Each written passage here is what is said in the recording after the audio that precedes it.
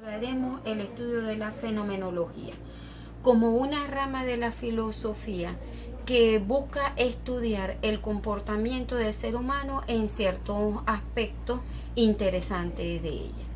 Vamos a establecer lo que plantearon algunos de sus precursores, quienes generaron un conocimiento que en el siglo XX, que actualmente todavía son retomados para analizar el comportamiento del ser humano en alguna de las situaciones que esto se plantea.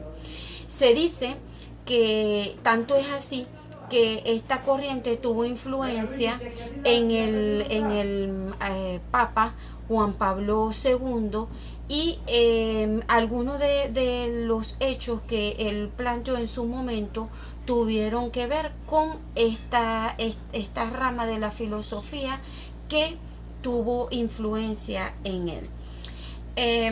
La magíster Renata Monsiño, o sea, mi persona, y la magíster María Montilla, vamos a tomar en consideración algunos de los estudiosos de dicha rama de la filosofía, estableciendo las conclusiones a las cuales ellos llegaron en su debido momento.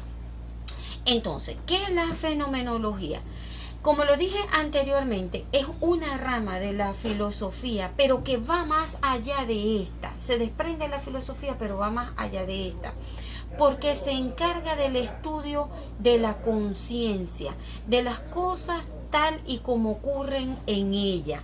No busca generar una teoría o diseñar una teoría, sino que más bien lo que se encarga es de analizar, estudiar cómo ocurren las cosas en la conciencia, cómo se dan las experiencias compartidas, las analiza tal y como se dan allí, para luego generar una serie de símbolos, una serie de conclusiones que van a tratar de explicar el comportamiento del ser humano en este sentido.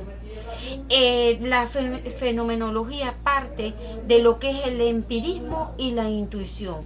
Sobre ello crea el conocimiento, una vez que ha estudiado, ha analizado la conciencia y las experiencias de los seres humanos y trata de crear las estructuras de comportamiento de dichos individuos, según las experiencias que ellos tienen, que ellos han concebido anteriormente.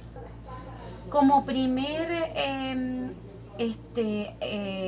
persona que aborda la fenomenología tenemos a Edmund Husserl.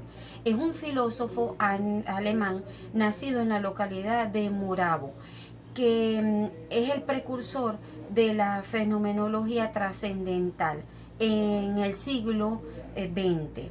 Él se centró en analizar la conciencia y en estudiar cómo ésta crea momentos reales e ideales. Él se interesa en ese ámbito de la conciencia del ser humano para poder después explicar si estos hechos son trascendentales o no para el comportamiento de los mismos.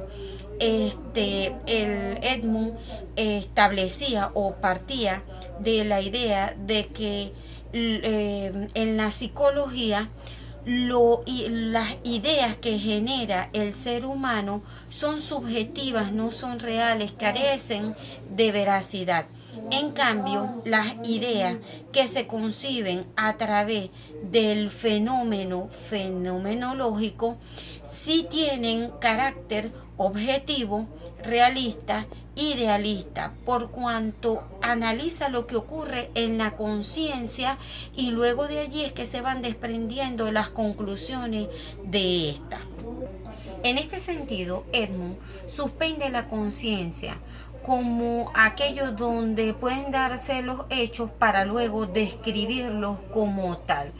En la teoría que establece Edmund, la estructura de la conciencia no va a ser afectada por los objetos ajenos a esta, sino que dichas estructuras ocurren en la mente, en la conciencia del ser humano, y es allí de donde se desprenden todos los hechos que generan los comportamientos de este.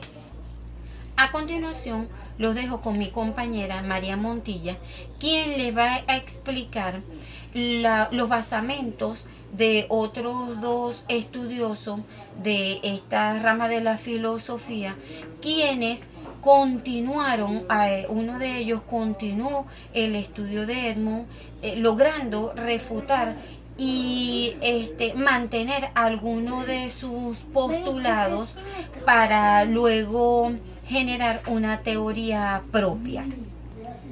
Dando continuidad a lo que anteriormente he explicado por mi compañera, ¿no?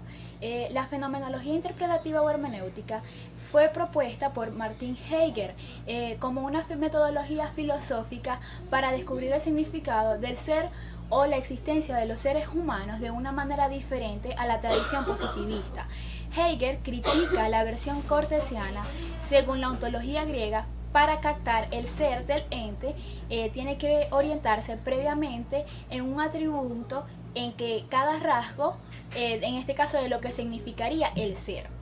Heidegger sustituye la conciencia trascendental de una manera por una vida en su factualidad, en donde explica la existencia del derecho en un mundo.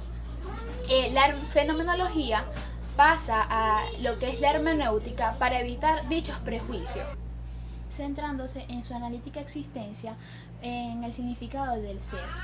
Esto pone en marcha lo que es la ontología. De aquí comienza, se le da apertura a lo que es el ser. Es por esto que no es un método, sino un modo. De igual manera, cuando hablamos de Alfred Schut, descubrió o introduce la fenomenología en ciencias sociales, es decir, en la metodología. Él descubre que la fenomenología como una filosofía del ser humano en su mundo vital.